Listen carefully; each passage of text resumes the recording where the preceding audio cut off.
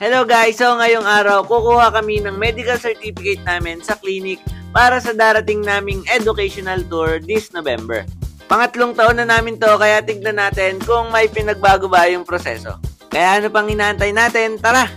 Inassist nga pala kami ni Ma'am Marinette Rama, and with the help of her 4th year nursing student, sila na nga pala yung nag-physical test sa amin para mapabilis.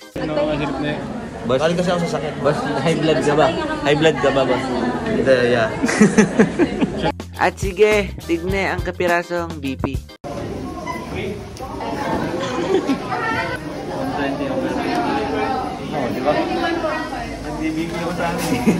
And after namin magawa isa-isa, isusulat nila. Kaya maraming salamat po sa tulong.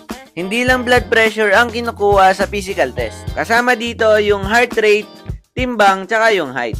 At pagkatapos noon, it's time para barilin kami para sa temperature namin. Kaya maraming salamat po ulit kay Ma'am Rama, pati na rin sa mga nursing student dahil napabilis yung proseso ng pagkuha namin ng medical slip.